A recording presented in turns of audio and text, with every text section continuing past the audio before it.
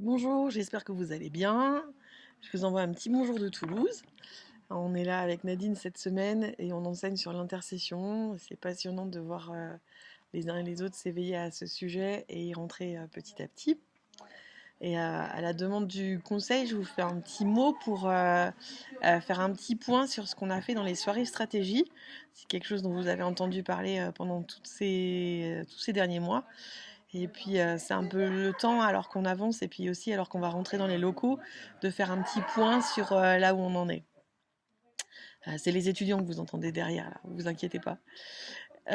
Donc on s'est vu à peu près une fois par mois et on a travaillé avec un outil qui nous a conduit vraiment à revisiter l'ADN de l'oratoire. On a relu l'histoire, comment l'oratoire avait été créé. On a reparlé aussi des moments clés qu'il y a eu dans cette histoire, des activités clés. On a fait une sorte de recueil aussi de témoignages, de choses qui se sont passées à l'oratoire et qu'on aimerait voir revivre dans les années à venir. Donc on a fait tout un travail un peu qui concerne le passé en fait de cette église et son historique et du coup son ADN et son identité. Et je crois que ça a vraiment passionné tout le monde. On s'est rendu compte qu'il y avait quand même des grandes lignes sur le réveil, sur l'aspect de la formation, sur la guérison, sur l'impact qu'il y a eu vers l'extérieur, l'envoi de missionnaires, etc. Donc on a pu dégager différentes choses, l'amour aussi pour la présence de Dieu et pour la louange. Euh, et, euh, et puis ça nous a permis vraiment d'établir un fondement sur lequel on dit, ben voilà, c'est à partir de ça que l'Église a grandi. Et puis, on a aussi travaillé sur un autre aspect qui a été un peu plus qu'est-ce que Dieu nous dit aujourd'hui et aussi qu'est-ce que Dieu a déjà dit sur l'oratoire et sur ce qu'il voulait faire ici. Recueillir, relire, repenser, reprier sur des paroles prophétiques qui ont été données pour essayer de mettre ensemble ce qui est d'hier et puis ce qui est d'aujourd'hui et de demain. Finalement, ben, ça nous a confirmé plein de choses qui nous permettent d'avancer aussi avec beaucoup de foi en croyant que Dieu est en train de construire quelque chose, même si pour l'instant, c'est vrai qu'on est dans un temps où c'est pas tout simple. Et puis dernièrement, là, depuis la rentrée, on s'est aussi penché sur autre chose.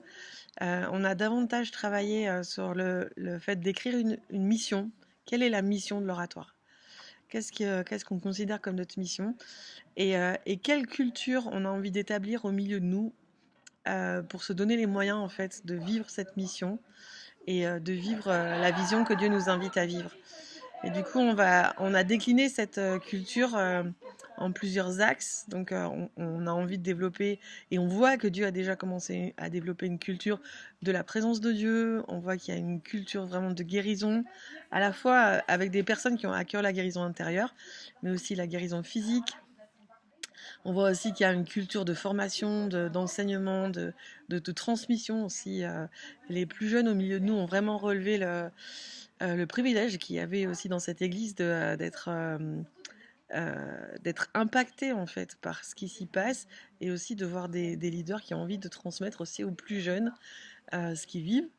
Et puis finalement aussi une culture de réveil et une culture qui a un objectif d'impacter vraiment la ville et les nations à l'extérieur.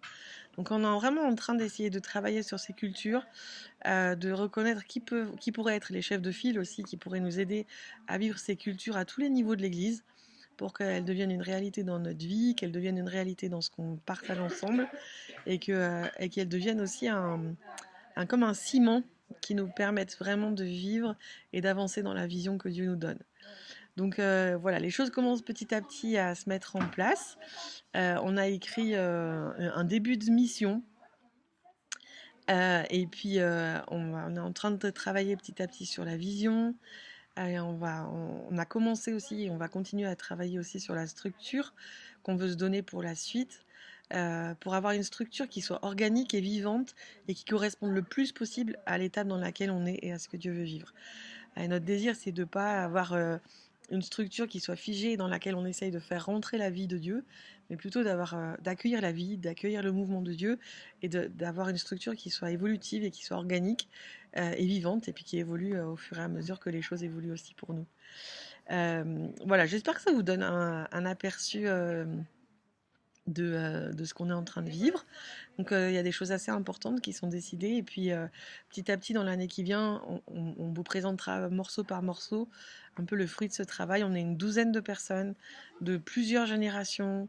La plus jeune, je crois que c'est Noémie Zimmerman, qui est au milieu de nous. Et le plus âgé, je pense que ça doit être Raymond Bourquin, qui fait partie de cette aventure. Et c'est aussi un plaisir de pouvoir travailler avec toutes ces personnes. En tout cas, moi, j'ai énormément de joie à voir ce que les uns et les autres partageaient. Et je me réjouis de ce qui est devant nous. Je sais que dans cette assemblée générale, il y a des choses difficiles qui ont été partagées. Je ne sais pas exactement non plus quelle sera ou pas notre implication pour la suite, du coup, en tout cas la mienne. Mais quoi qu'il en soit, mon cœur est toujours à l'oratoire. Je crois toujours à ce que le Seigneur est en train de faire dans cette église et au milieu de vous. Je crois qu'il y a un appel qui est là. Et je me réjouis de le voir vivre et exister, même si on traverse des temps qui nous secouent un peu et qui ne sont pas évidents à traverser. Je me réjouis aussi de ce qu'on puisse retourner dans nos locaux début novembre. Et puis c'est un peu spécial, mais toute la semaine en fait qui précède, il y aura une équipe d'étudiantes de l'école qui sera avec moi à Genève. On va vivre différentes choses dans la maison de prière, mais on aura aussi l'occasion d'être là. Du coup, le dimanche 12 novembre, ils ont vraiment à cœur d'être là pour prier, pour bénir ce qui se passe. Donc c'est aussi une joie de pouvoir les avoir. Ça fait un petit pont aussi entre ce qu'on vit ici et ce qui se vit à Genève. Et je crois que c'est une bénédiction pour nous. Je vous embrasse tous, je vous bénis. Soyez encouragés dans ce que vous vivez, que vous puissiez voir la main du Seigneur aussi là où vous en avez besoin et expérimenter sa présence jour après jour. Vous êtes de super personnes, j'ai du plaisir à vous connaître et à travailler avec vous et je me réjouis de vous revoir bientôt.